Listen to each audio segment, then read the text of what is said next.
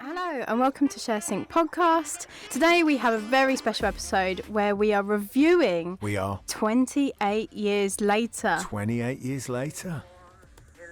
Oh. We'll start off with this just to get the mood. Just to get the feel. Just to get in the zone. So for anyone who has already seen 28 Years Later, this is going to be a treat, a film analysis of the new trilogy that's going to start. It is, yeah.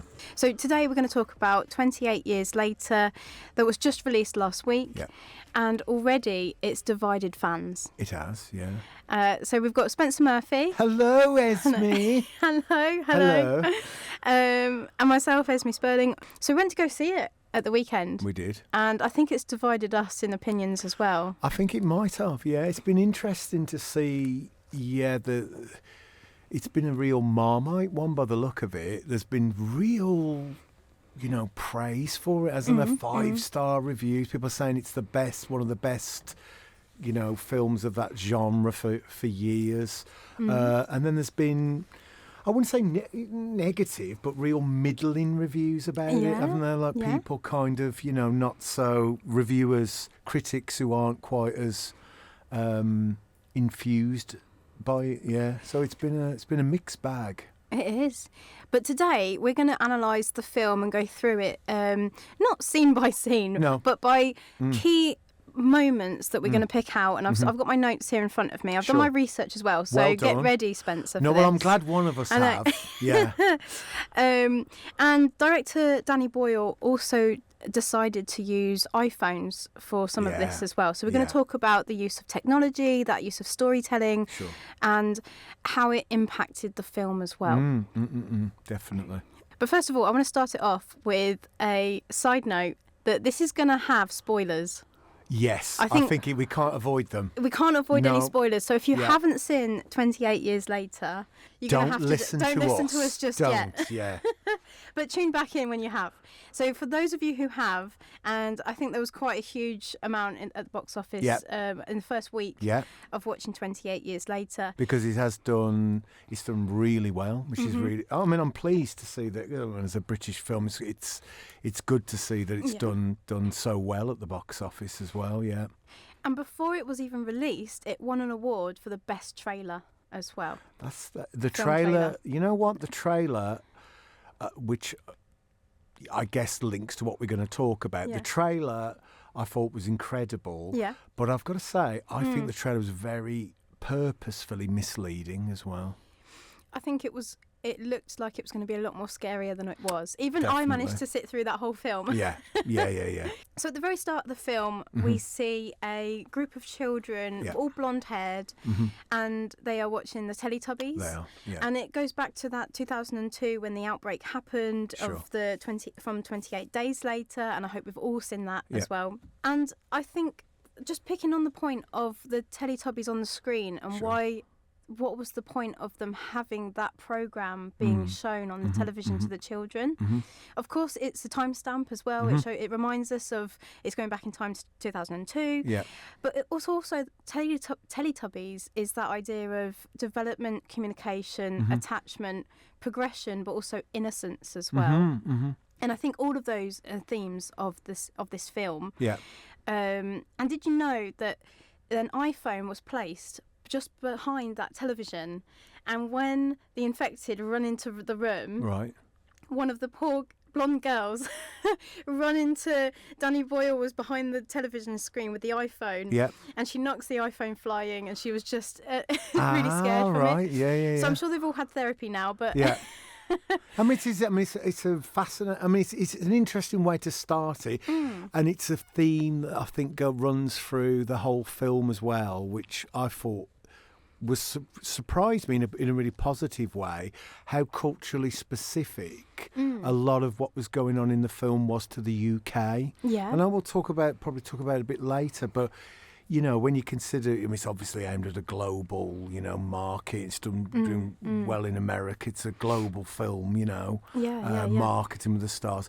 But how culturally specific a lot of that was, kicking it off with the Teletubbies, and also the whole you know, with the living room and the family sitting there and the regional dialect, you know, you know, it surprised me. It really did. Absolutely. It gives that grounding point of the film. And we will certainly come back to that idea of the Teletubbies later, particularly the use of colour as well. That's definitely. Really, really important. And it comes all the way back round.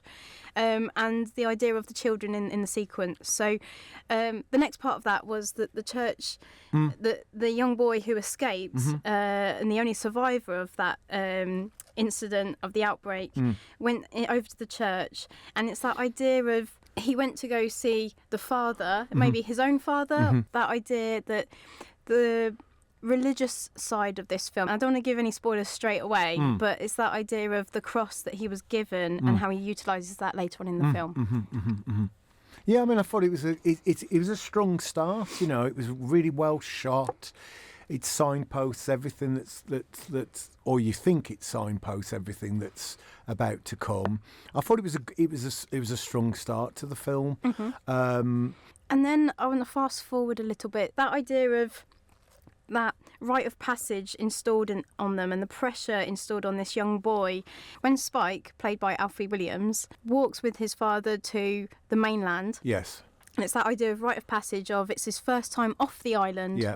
And he's going to go onto the mainland to make his first kill. That's right. And that kind of pressure that his father, Aaron Taylor Johnston, kind of installs on him, like he has to go out and do this, even though he's quite young. I think he was 16. And it's that idea of that relationship that we see change throughout the film as well.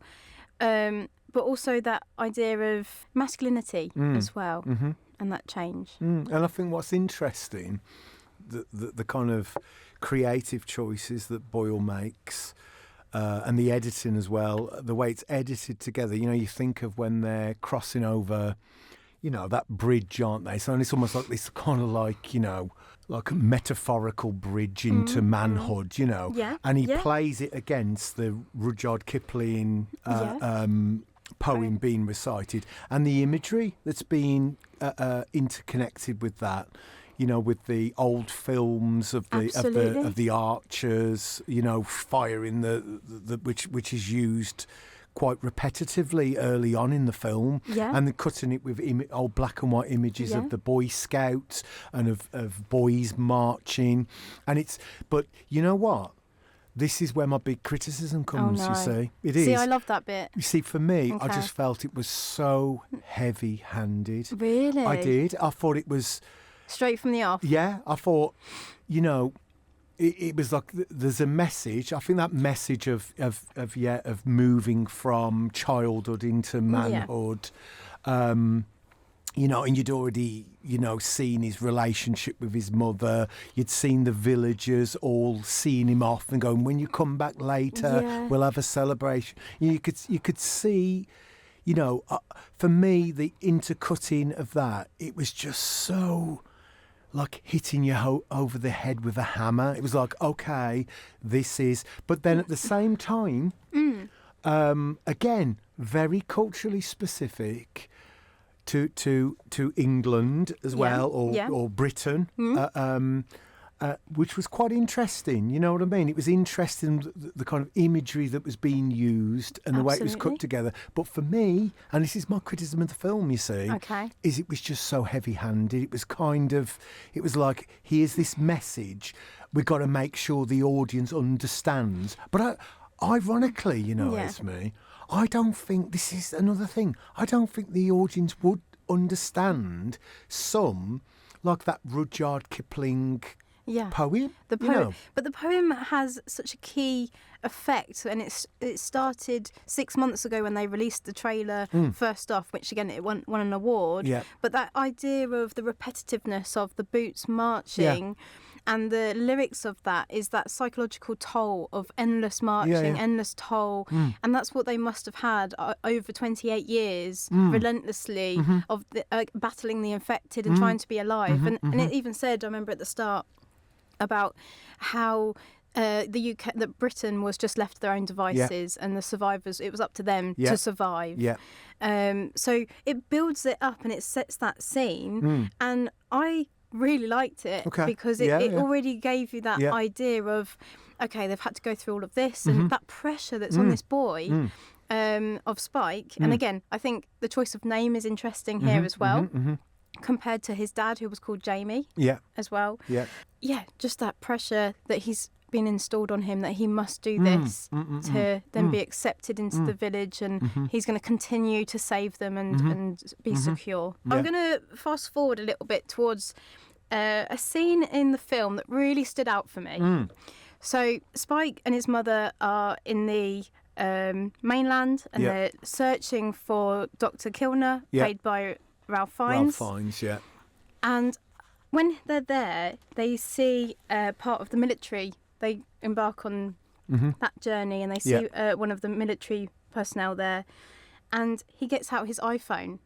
Yes, that's great. And I think there's a scene where when the soldier is showing the young boy Spike, played by Alfie Williams, that photo of his girlfriend. That's right, yeah.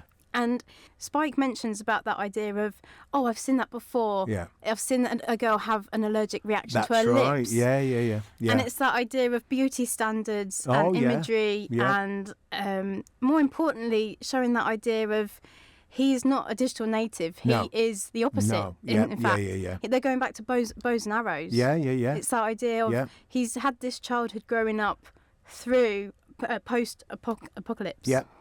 But it's a time of, you're right, it goes back to what you said earlier about the Teletubbies, it's like this moment, which I think the film is almost like lamenting at times, that loss of innocence. You know, I mean, that it definitely stands out. You know, it's there. So, again, I think it's a bit heavy-handed, but I agree, I like it. Of him showing, and not only does he show his phone, he also talks about his friend, doesn't he, about being a delivery driver, working for Amazon or whatever it is, and that life that's there. And it's such a stark contrast to this, you know, this basic world where, you know, they're living off the land but ironically, and that's the irony, isn't it, is that it's not, the commentary, it's not saying, for me, it wasn't saying, oh, the modern world is better, the modern world is, you know, with all of our technology, is somehow better than the world they have. Yeah. It does present this world. Yeah. And what fascinates me again with that is you look at Danny Boyle and Alex Garland, they're constant, the scriptwriter for it, is their constant, all throughout their work, of this critique of, you know, this digital world that we live in and the problems that we have in it. It's a constant theme throughout all of their work, and it comes across, I think it's a bit heavy-handed, but I loved that scene. I thought it was very funny as well, and it undercut everything that was going on in the film, that they're living in this like hell, and they weren't. And it's quite interesting that a spoiler that not long after that kind of crass soldier, you know, is dispatched, you know, to put it bluntly, by the infected. He's one of the first. He's straight gone. Yeah, you absolutely. Know.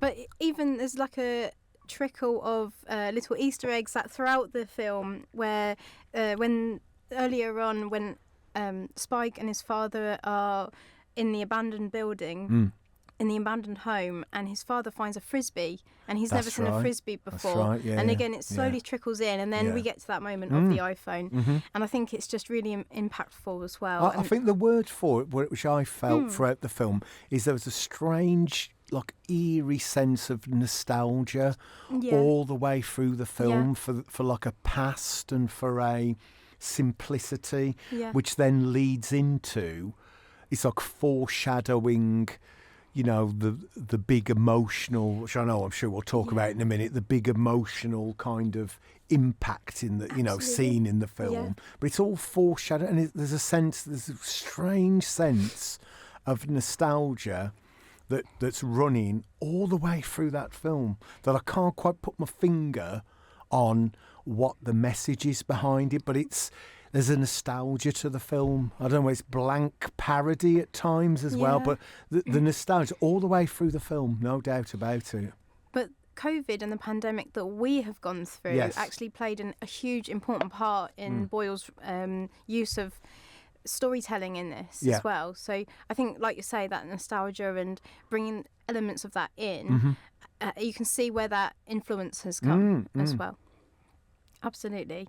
And in the film, it's a horror thriller. There's a lot of typical elements of horror within the film, even from the idea of that train carriage scene to the abandoned horror house as well. In order to prepare themselves for the role, particularly for horror, did you know that Jodie Comer creates a playlist, even if it's just 10 songs, of what would relate to her character? And in this one, it was Isla. As well. So it's that idea of embodying that character, but also I wanted to talk to you more about that idea of the horror and thriller genre.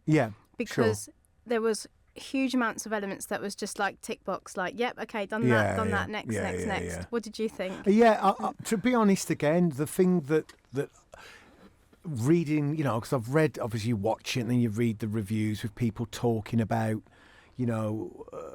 its position in relationship to other, horror films, particularly zombie films. Obviously, you've got The Last of Us, which is a big cultural phenomenon. Series 2 has just come out as well, very close to the release of 28 years later. So it's sitting amongst, it's in a moment where this genre's getting some, focus and some what's the word I'm looking for?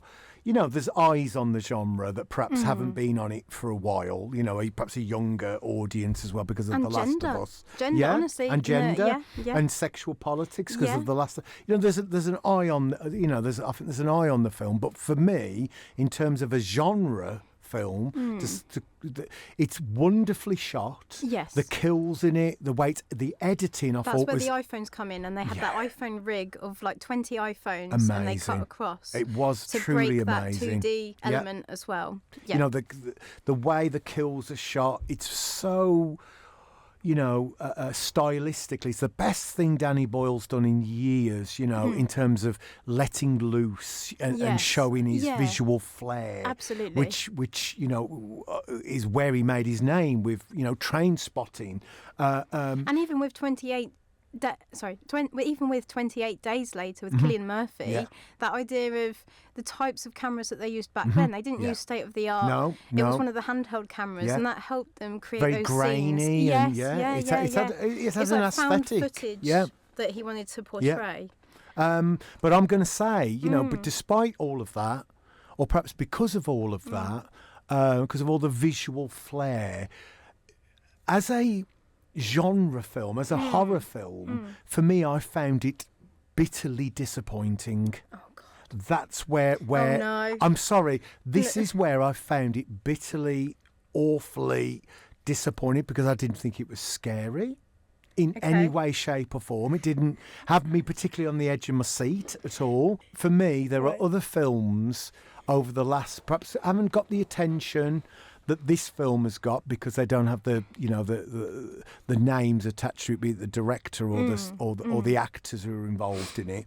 And also I found it very jarring. I've got to be honest. I found the way it was shot at times really jarring in terms of 28 Days Later, which you mentioned. Yeah. I loved that, and I loved the aesthetic of that. I loved the found footage. I felt it matched it sat so closely with the themes of the film. This one, use of the iPhone gave it a very particular, gritty feel. But then a zombie would be shot and it would have this hyper, editing style. I found it really jarring, and it removed me out of the film. And that's really? It did. It took me away from it. But the purpose for Boyle that I've seen on another interview is Boyle wanted to be more that you're engrossed into engages you. So he's done the reverse. It did for me. Is the stylistic elements of it made me feel like I was. It was a video game. Okay.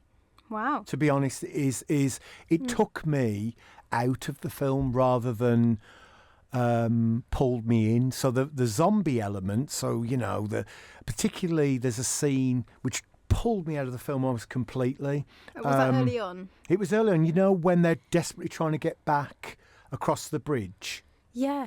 That, for me, the way it was shot...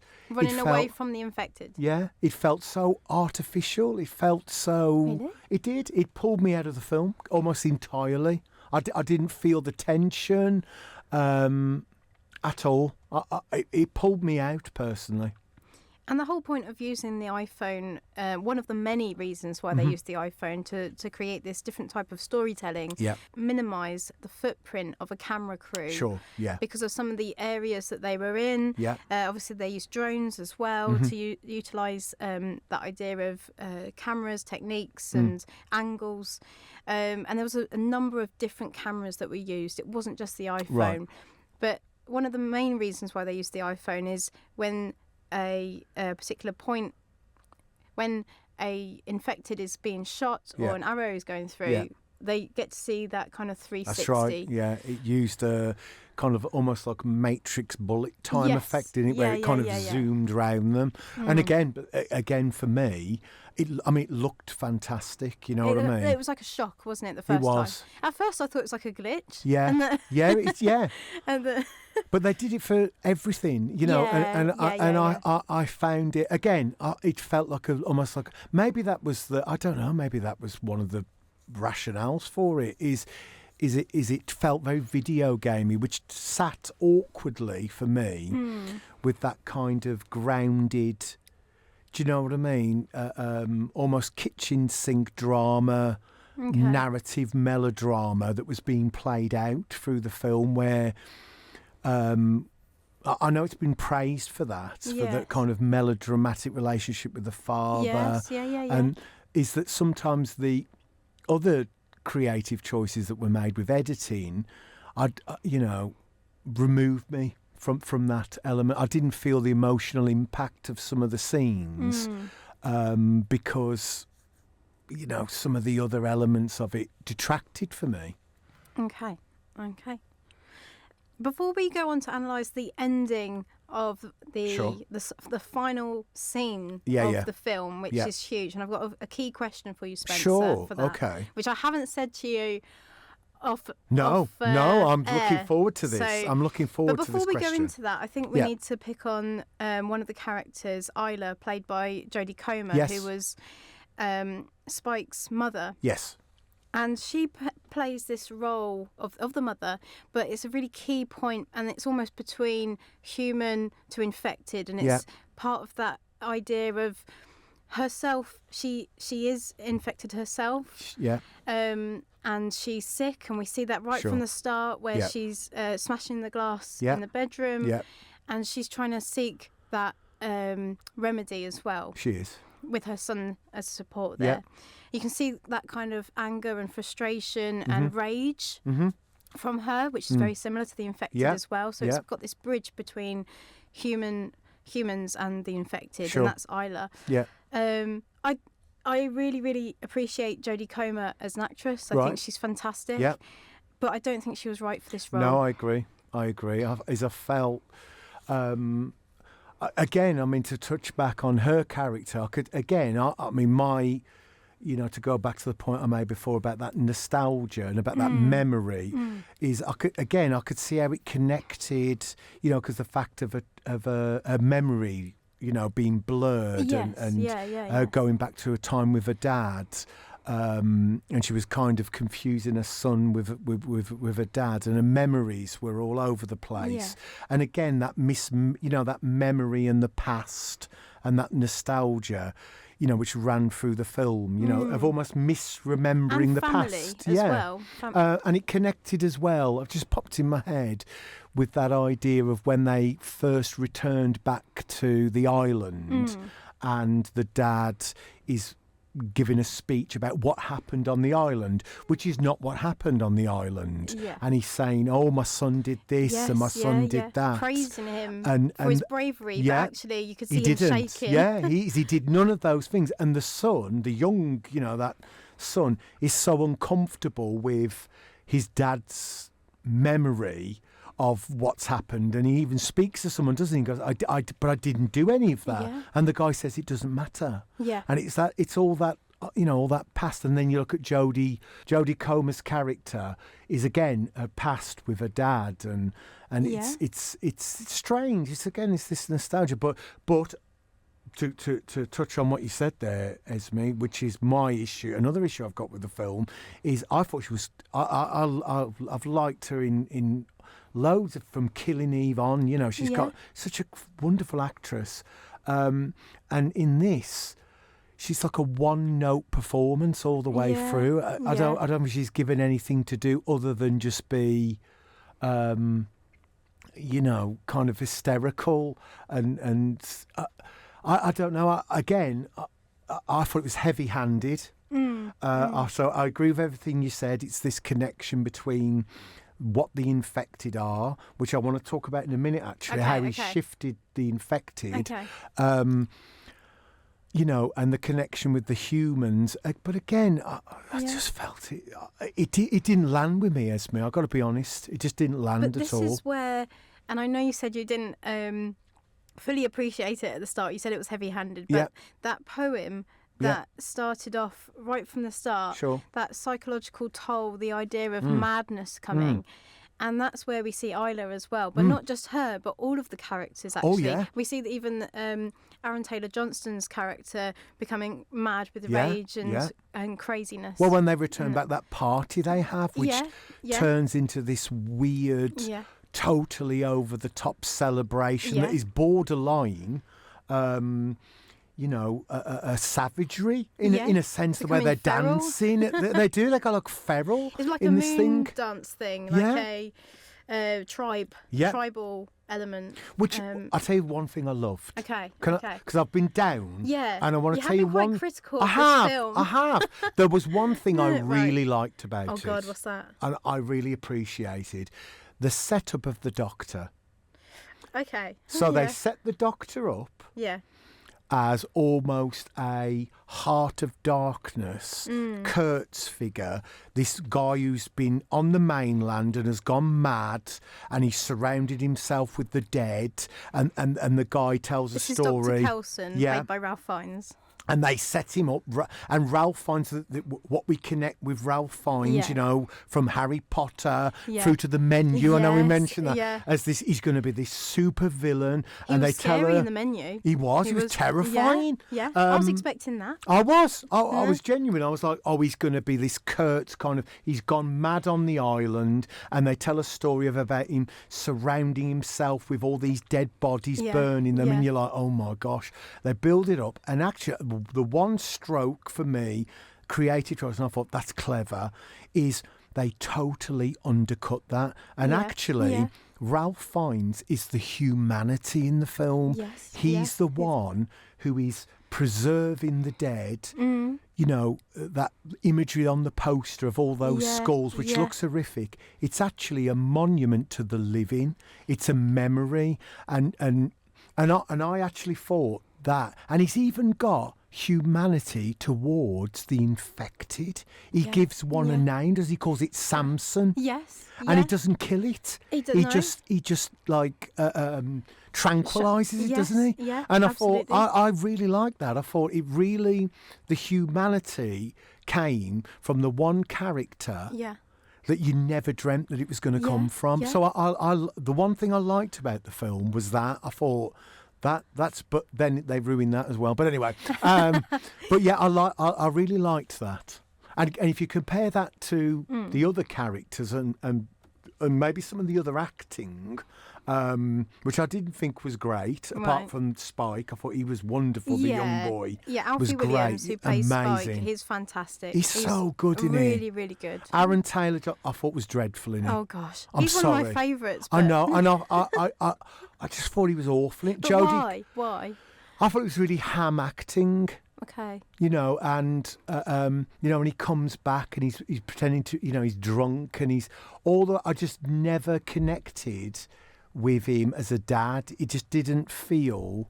It reminded me of one of his lead roles in a film called Nowhere Boy. Okay. And that's not horror at all. Sure. But It's just that idea of I could see that those acting styles displayed in both. Yeah. But I never felt like they were father and son from the beginning to the end. But then they do have that disconnect as well later on in the film, and I think it's that pressure that he installs on his son from the very beginning that we see. Yeah.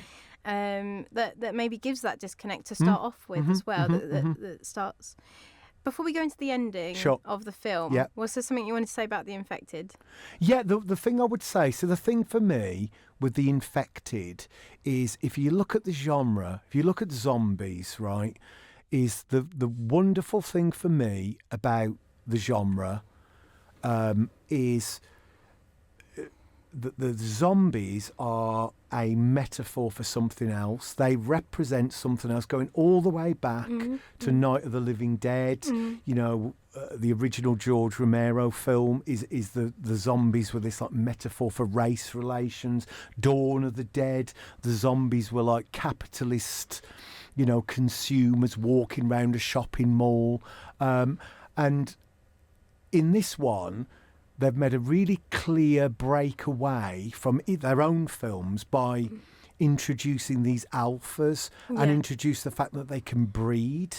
Yes. You know, with the birth of another one. And the pregnant infected zombie. Yeah. Yeah. But you know what?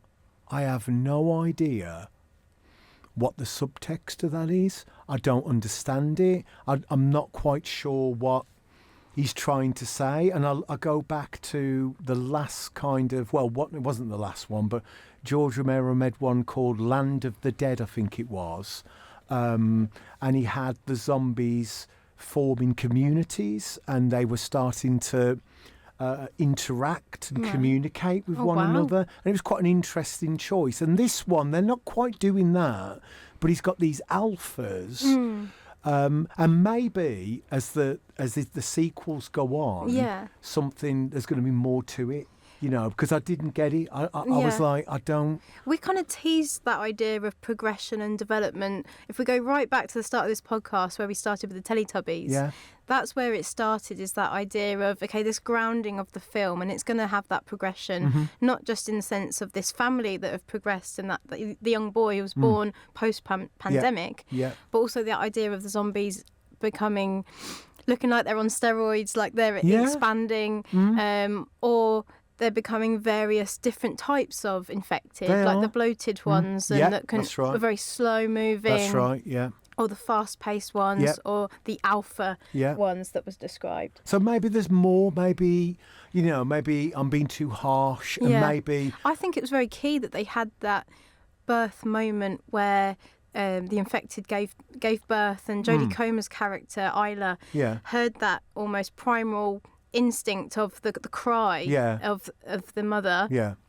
And it's that idea of that life cycle of the, and again, that's where I wanted to bring in that idea of religion and that idea of mother and son and the baby, and all of that. But you know what I'm going to say, Esme? Heavy-handed, too much for me. I think there's more subtle ways that they could have, because that to me, it went nowhere. You know what I mean? I don't feel like it went anywhere. Okay, so this brings us towards where the ending is, but right just before the final scene of the film that really divides fans of 28 years later. Yeah. The young baby that was saved, but the Spike called her Isla after his mother, and gave it back to the community where he was from. That's right. And so we might see that baby become something more. Who knows? But again, I've got to be honest, is the doctor, you know, that was, for me, one of the most fascinating characters in the whole film, and he's just left. You know, he just suddenly goes, you need to go back. And then the baby, he goes all the way back to the island and just drops it back at the island. I'm not quite sure why. And he needs his own time, I think, for that idea of like, he's just lost his mother, but also that idea of he needs to find his own sense of belonging, his own family, which the family is now obviously very broken when it was halfway through the film as well. But it's that idea of progression and development, which leads me on to this question that I have for you. Yeah. Can you remember, Spencer? Yes. In 28 years later, what was the item that Spike left at home before going off the island to the mainland for the first time with his father? He left a toy figure of was it a Power Ranger or something like that? Yes, he did. He left a Power Ranger, I think, yes. He did. Yes. He did. And we vividly saw it. And it was a red one as well. And he placed it back down. He thought about it for a moment. He did. So if we fast forward, and this is a huge spoiler alert. Yes. So Jack O'Connell plays Jimmy, the boy who we see right at the start of the film, who ran away, who was the only sole survivor. And that last scene in 28 years later is shot almost as though it was a karate, kung fu style, and it was shot like that. Yeah. But we see Jimmy with his other blonde-haired... He's got a big posse and a gang at the end, and they're all dressed up like Jimmy Savile. They are. They're also... You think... That's a massive spoiler, by the way, isn't it? But they're all dressed up like Jimmy Savile, and one of them... Or they collectively even say one of Jimmy Savile's catchphrases, in a bizarre way. But they're all dressed up as Jimmy Savile, and yeah, you're right. I hadn't thought about that. That's a very good point. Is that then it is shot like an episode of Mighty Morphin Power Rangers? It is. Yeah. So Spike obviously was born after the pandemic. He's never seen a Power Ranger, but he's got the figure. Yeah. But he leaves it at home before he goes off the mainland to do his first kill and go into manhood. Yeah. So it's almost like he's leaving his childhood behind. Yeah. However, Jimmy, Jack O'Connell, he's almost clinging on to his childhood for that idea of he's dressed in a purple tracksuit. And if we remember, like Jimmy Savile. But also if we remember, like the Teletubbies of the colours that was 100%, there. And in contrast, Jimmy has that idea of his other, I'll call them the Teletubbies around him, his team of other Power Rangers taking back, and they brutally kill the infected, and it's almost like they're taking back that power that they lost. And it's shot like a cartoon. Yes. Yeah. Yeah. Yeah. And can I just say one thing? Yes. I hated it. I hated every last minute of the ending. I thought it was awful. I thought the Jimmy Savile stuff, again, it's probably going to be explored in other films. But for me, I don't like that in a film. I like a film, where I walk out of it at the end and there is some sense of thematic I have a thematic... Maybe I'm stupid, I don't know. But I walked out of it at the end and they'd done some foreshadowing of the Jimmy. Yeah. With the guy hanging up in the... Remember that guy? So if we go to Jack O'Connell's character, Jimmy, he's wearing the cross that he was given by the father just before he was killed. But he's wearing the cross upside down. He is, And he also places the infected upside down as well. He does, that's right. He also carved into the stomach of the infected his name. Jimmy. And just afterwards is a building with graffiti on, and that had Jimmy on it as well. Yeah. If you remember back to 28 Days Later, what was Cillian Murphy's character called? I can't remember. Jim. Ah. And I think it's quite strange that you would have another Jimmy, very key, pivotal role with the same name. Yeah. And also, Jack O'Connell's character wears a tracksuit very similar to Cillian Murphy's character. Also had a tracksuit on in 28 Days Later. And did you know that Jack O'Connell's character, his full name is Sir Jimmy Crystal? Right. And if you look at just the initials, JC, and we think about that religious element to it, is that Jesus Christ almost? I don't see it. I think for me, the Jimmy Savile stuff, I don't understand it, and again, but then it's that nostalgia thing again. With the Power Rangers, with Jimmy Savile, and when you know your stuff here. What year did in their universe of this did the outbreak happen? 2002. So, and when did Jimmy Savile Get on that computer. When did Jimmy Savile die? In 2011. There's something again. There's something, the only thing I thought about, and I've been thinking about the end. Because I say I hate it, but I ain't stopped thinking about the ending. Okay. Is, are they trying to say something again about nostalgia and misremembering, or because all the, and again, it's very culturally specific. Jimmy Savile, of course, when he died, all the stories came out about him being a paedophile. But in the universe of that, if it's 2002, then Jimmy Savile wouldn't have been dead. And Jimmy Savile would have been this cultural... 2002 was when it started, but then it's 28 years later. But so it started in 2002, so Jimmy Savile wouldn't be dead. And no one would have known that Jimmy Savile was a paedophile. So people would have still thought of Jimmy Savile as like a saviour. Do you know what I mean? Yeah. Okay. So no one. So in their universe. So Jack O'Connell's character, Jimmy Crystal. Yeah. JC. Yeah. Will think it's something of a figure. Would see him as I don't know. I'm just. Because he also wears that.